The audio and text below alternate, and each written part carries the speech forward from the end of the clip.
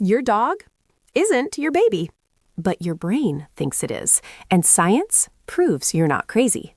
Look, I know what you're thinking. This person's about to roast me for buying my cat a birthday cake. Wrong. I'm here to tell you that treating Mr. Whiskers like your firstborn isn't just normal. It's hardwired into your psychology. And honestly, the science behind it is wild. We've all seen them. The Instagram accounts with more photos of Fluffy than actual humans. The people who say fur baby, unironically.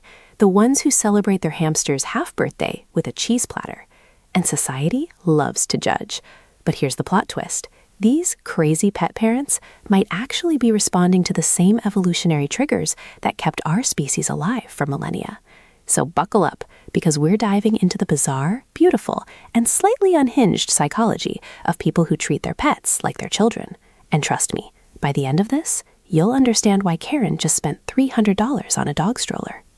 First up, your brain is being chemically manipulated, and your pet is the dealer. When you lock eyes with your dog, your brain releases oxytocin, the same love hormone that floods a mother's system when she looks at her newborn. A 2015 study published in Science found that dogs trigger the exact same neurological bonding loop as human infants. Your brain literally cannot tell the difference between your Labrador and a human baby when it comes to attachment chemistry. But here's where it gets weird. This wasn't an accident. Dogs evolved to exploit this loophole. Over 15,000 years of domestication, they developed those big puppy eyes, that head tilt, that whimper that sounds suspiciously like a baby crying. They hacked our parental instincts like biological con artists, and we fell for it hard. Cats? They're even sneakier. Their purr frequency matches the frequency of a human infant's cry. Coincidence? Absolutely not. Your cat is literally vibrating at "please take care of me" frequency, and your mammalian brain has zero defense against it. Number 2, your pet's face is a psychological weapon. Ever wonder why we find puppies and kittens irresistibly cute? It's called the baby schema, a set of physical features that trigger caregiving instincts. Big eyes relative to face size, round faces, small noses, clumsy movements. These traits make human babies adorable, so we don't abandon them when they scream at 3 a.m. But evolution didn't put a species filter on this response. Your brain sees those features and goes, must protect small helpless thing, whether it's a human toddler or a Pomeranian. Researchers found that looking at baby animals activates the same brain regions as looking at human babies, specifically the nucleus accumbens, your brain's reward center. Translation: your pet's face gives you a literal dopamine hit. You're not spoiling Mr. Fluffington because you're weird. You're doing it because his face is chemically rewarding your brain for caregiving behavior. You're being neurologically bribed. Reason 3. Modern life is lonely, and pets are filling a biological gap. Humans evolved in tight-knit tribes. We're wired for constant social connection, physical touch, and caregiving roles. But modern society, we're more isolated than ever. We live alone, work remotely, scroll through strangers' lives instead of building our own communities. Enter pets.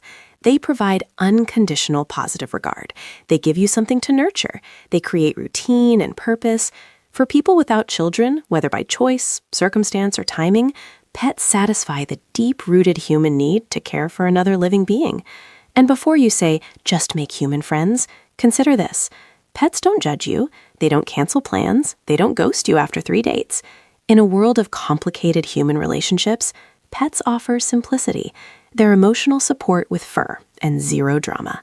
Well, except when they knock your coffee off the table. But even that's kind of endearing. Let's continue with reason number 4, the anthropomorphism trap. Number 4, your brain is really, really bad at not seeing human traits everywhere. Anthropomorphism, that's attributing human characteristics to non-human things, is a cognitive bias baked right into our psychology. It's why we see faces in clouds, assign personalities to our cars, and yes, it's why we project human emotions onto our pets. When your dog looks guilty after tearing your favorite shoe to shreds, you're not imagining that look, but you're also not reading it correctly. That guilty face is actually a submissive response. It's your dog reacting to your body language, your anger, your disappointment. But your brain, it immediately translates that look into remorse, because that's what that expression would mean on a human face. Now, this isn't stupidity. It's a feature, not a bug. This exact bias helped our ancestors predict animal behavior, build empathy, and form the partnerships with domesticated animals that built our world. But it also means we can't help but see our pets as little furry people. We assign them complex thoughts, deep feelings, and intricate motivations. We have full, one-sided conversations with them, we buy them Halloween costumes, and genuinely assume they love it. Spoiler alert, they tolerate it because you, my friend, control the food supply. But your brain doesn't care. To your brain, Mittens is a tiny, judgmental roommate who just happens to lick herself in public. That brings us to reason number 5, the identity signal.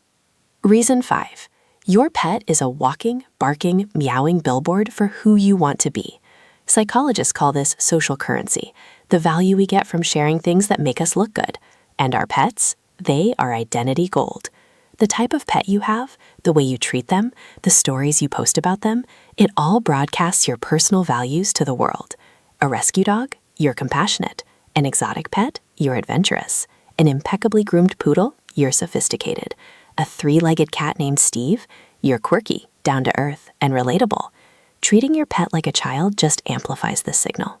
It says, I'm nurturing, I'm responsible, I prioritize deep relationships over materialism. In a world where we constantly curate our identities online, pets are the ultimate authenticity hack. They're real, they're cute, and they make you look like a good person without you ever having to say a word. Plus, let's be honest, pet content absolutely dominates social media. It gets more engagement than almost anything else.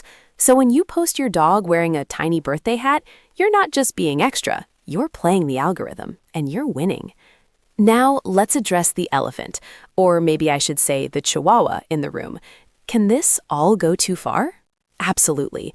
When pet parenting starts to interfere with human relationships, financial stability, or most importantly, the pet's actual welfare, it becomes a problem. Dressing your dog in a little tuxedo for an Instagram photo is harmless fun, but going into debt for a full-blown pet wedding, that's probably a conversation for therapy. But for most people, treating pets like children is harmless, healthy, and a deeply human thing to do. It's not a replacement for human connection, it's a supplement. It's not delusion, it's just love, filtered through the lens of evolutionary psychology. And here's the real kicker, the final twist. Judging pet parents misses the entire point. We're not treating our pets like children because we're confused about what they are. We're doing it because our brains are fundamentally designed to bond, to nurture, and to love. And our pets fit that template perfectly. They have evolved alongside us for thousands of years, specifically to trigger these exact responses in us. So the next time someone gives you the side eye for calling yourself a dog mom or for buying your cat that organic, grain-free artisanal kibble, just remember, you're not crazy. You're just human. And your pet? Well, your pet is a genius who figured out how to exploit 15,000 years of coevolution to get endless belly rubs and premium snacks. So if you're a proud pet parent, drop a comment with your pet's name and their most ridiculous child moment. And if you learned something new, hit that like button. Your brain will thank you with a little dopamine hit, just like it does when you look at your pet. Now, if you'll excuse me, I have to go tell my goldfish about my day, because apparently that's normal now.